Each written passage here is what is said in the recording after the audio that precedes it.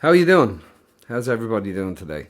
Right, so I've never done one of these unboxing videos, but we're going to do one today.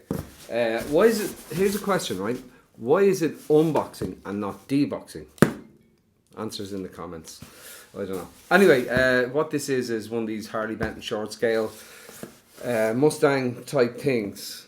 Now, I've got carpal tunnel in my left hand at the moment, and like those of you who've had it know what a pain it is.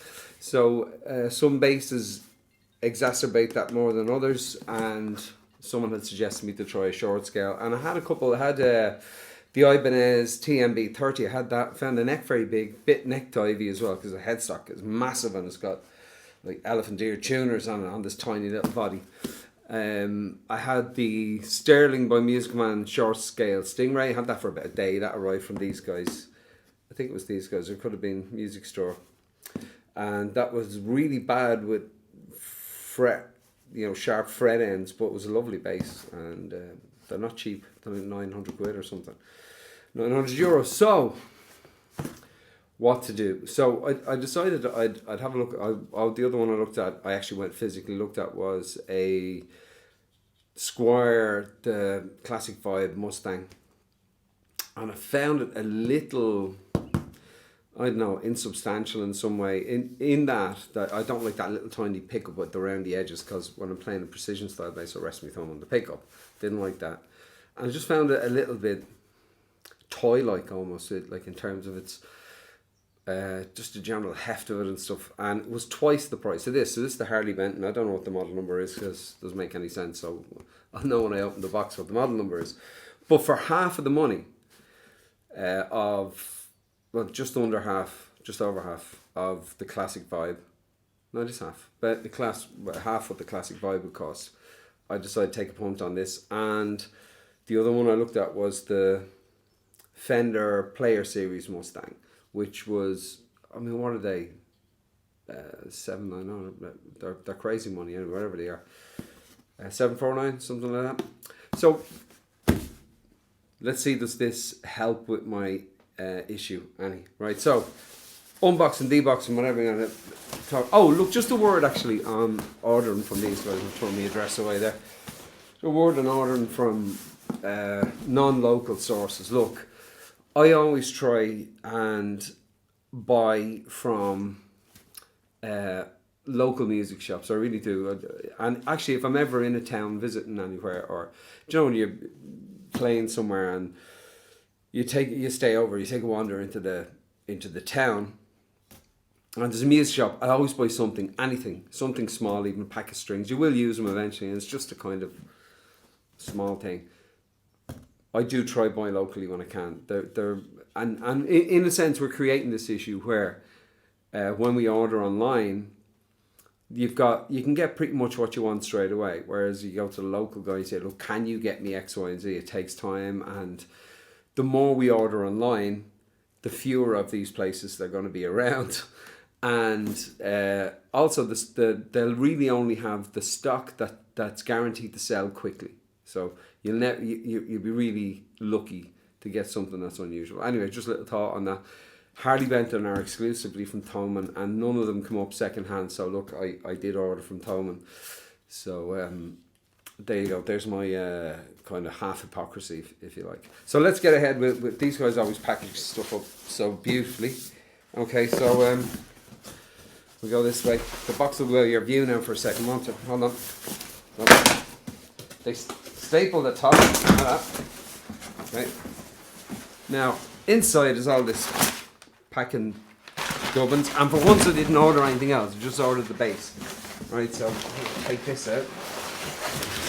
There she is. Good. And there's a wee bit of tape across the middle. It's a HB MV-4MSB Gotoh SFG. Now what a catchy name. SFG is surf green, it's the colour. I was going to get the shell pink, but I have a Harley jazz bass that's shell pink, and it's a bit wishy-washy in real life. It isn't as vibrant in real life. It's nice, but I thought we'll go with the surf green, see how we get on. Okay, so let's show you in here. Get your standard plastic bag and elastic band at the top. Don't cut me face with that, so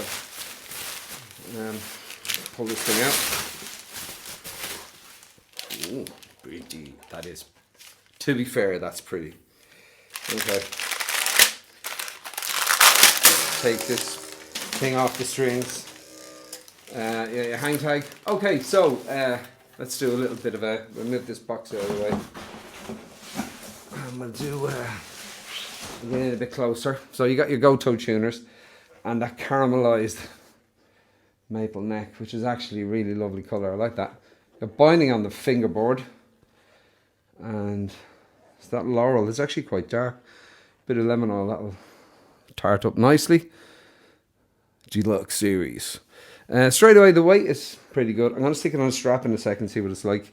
But there you go. There's your got high enough mass bridge. It's not really thick. Brass saddles. I actually have a high mass bridge. I might drop it on. Your tort guard. One of my favourite things to do is pull this pick guard off. I'm going to let one of the kids do that, I think. Assuming I keep it. That is going to go straight away. There is no room for that thing here in our lives. Unless you want to. Anyway, let's tune it up, Booby, and we'll see what she sounds like. Alright? So we go place to end this, and I'll do an edit and I'll show you the back of it. Yeah, it is pretty. And there's I showed you the Gotoh tuners already. Alright, let's end here, and I'll tune it up, and we'll play some sounds. So we're tuned up and stuff. Now, first impressions, just along here, there are no real bad fret ends. A couple of teeny tiny, like as in ever so slightly. That one. But nothing that a quick bang of sandpaper won't sort out. Now, another thing I've seen mentioned quite a lot is that you can't blend or switch off the pickups, right? So you got volume and tone, and that's it. So truthfully, I'm going to disconnect this. And I'm going to disconnect it for the reason that I don't like PJ setups, and the reason is I just don't like the sound of it. But really, I think the idea always was that a jazz pickup was just to bring it in a bit, to add a bit of, you know, harmonic content to this precision pickup. But here's the reason I don't like it, in case and of course if I'm wrong, feel free to correct me, right? So why this is a humbucker, look, we're going to take these off. Oh, that's satisfying. I'm just satisfying. I get the other one out in a minute. So why this is a humbucker is this is wound reverse to that, and the two of them cancel each other out. Okay, so that's okay.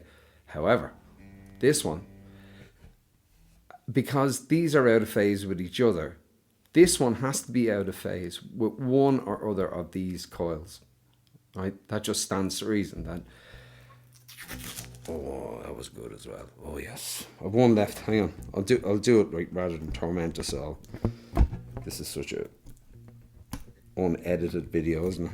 Yeah, there you go.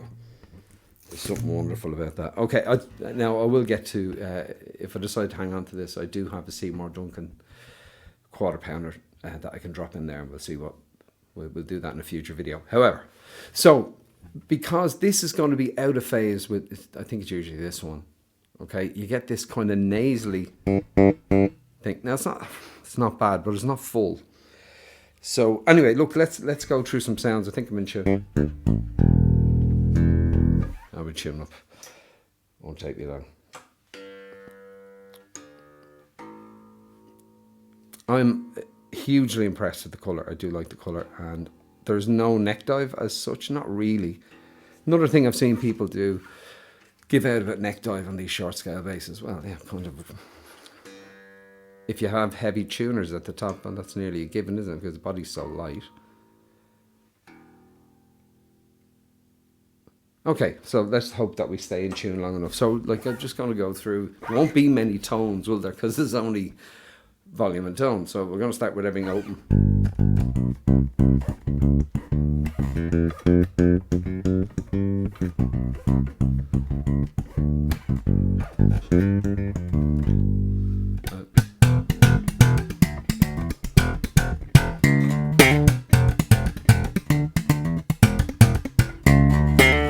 Okay, Okay, I'm going to turn the mic off for that. But straight away, this thing is in my way. Don't like that. Hold on, we turn this mic off.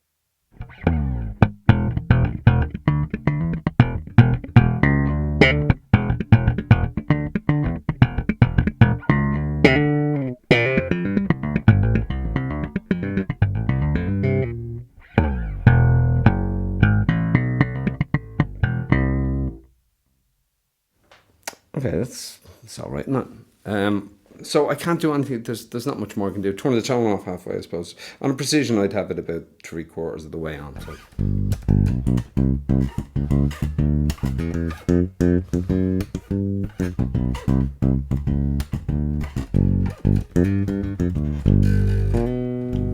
Actually, I'll turn the mic off for that as well.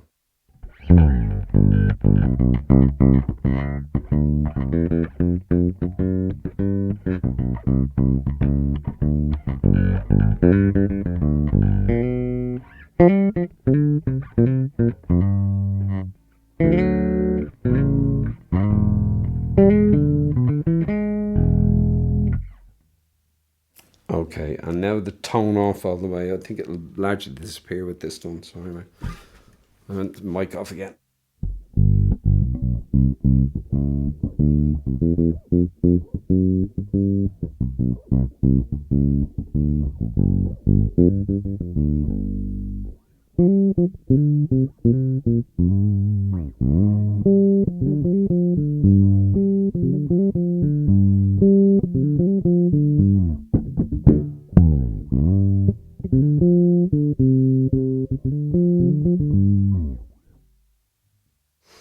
But you know what? It's actually decent enough, isn't it? And this pickup does add a bit of clarity to what could be just a really standard sounding precision sound. So okay, look. So on the strap, it's okay. It's not neck diving particularly at all. So you only use the headless bases. Everything neck dives, to my perspective. As usual, from the factory, from Thomann, it's pretty much set up out of the box. I don't have to do anything just yet. Anyway, maybe when it settles in a bit later.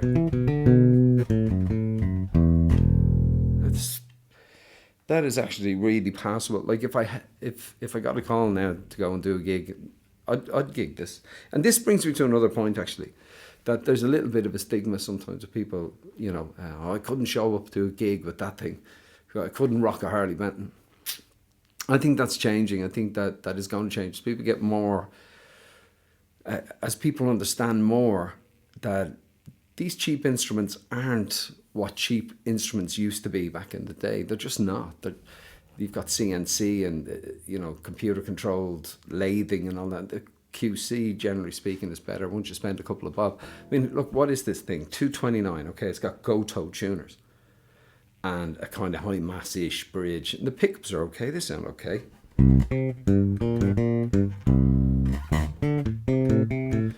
I actually have a Pod Go here. Actually, that reminds me of some other stuff to review for you. I've got the new Ampeg DI thing, which is really lovely.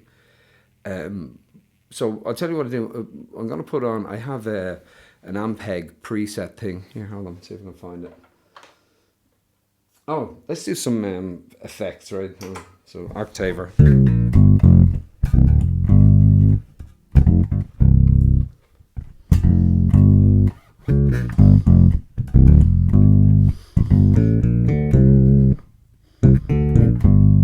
Okay, this octave, chorus.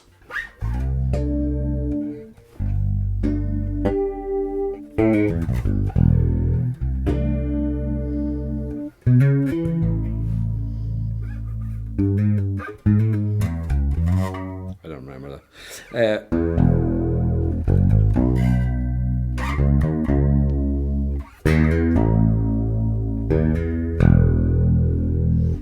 That is decent enough. All right, and then lastly, I see going to find this Ampeg. So it doesn't think it's a model of a B15. Don't know what it's like. I'm going to turn down the mic again. Here we go.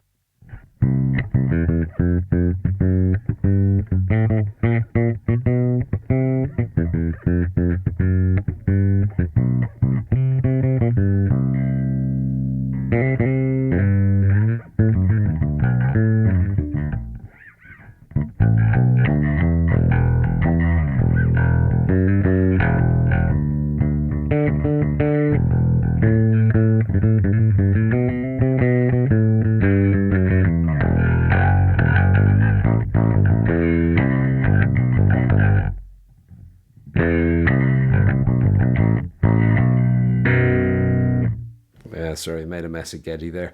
Well, do you know, it really is for the money. This is, I couldn't knock it. And I would actually go rock it at a gig, for absolute sure.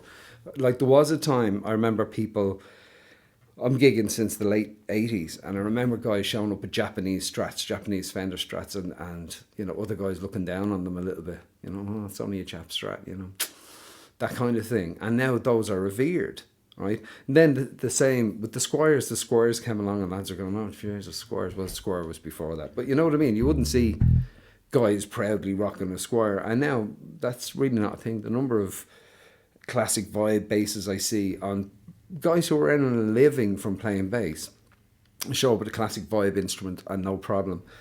And I would absolutely cheerfully bring this thing to a gig. In fact, I will. Okay, just return to the pickups thing is where you can't blend. Now, look, what I have seen people do is put a stacked volume and tone for each of these. That would actually be very cool, and it wouldn't be a majorly expensive thing to do at all. And until I plugged this thing in, as in just now, I was going to disconnect that, but I kind of like... I don't hate it. I don't hate it at all. As I said, I was going to put a Music Man pickup here. If you're going to do that, it's 69 centimetres from the nut to the centre line of that Music Man style pickup. On a full scale bass, it's 79, and on a 32, it's, you take 5 away, it's 74 centimetres from the nut to the centre line of that Music Man pickup. I could do that. It would be a much cheaper alternative to the Sterling short scale Stingray. A couple of other things I didn't mention was how slim this nut is. Nut is like really, it's like a jazz bass. So it won't surprise me if I measure that and it's 38. The other thing I wanted to mention was, neck is really comfortable actually. The other thing I wanted to mention was the string tension. I have seen people talk about the string tension on short scale basses, and the Squire I played in Dublin City Centre had really loose string tension, and that's one of the reasons I really didn't like it. It was kind of like playing up here, where you know there's no push against your hand at all, and this is actually all right. Like it's fairly normal feeling, but I do notice watching the video back that I'm playing here instead of here, so maybe that's how I'm compensating.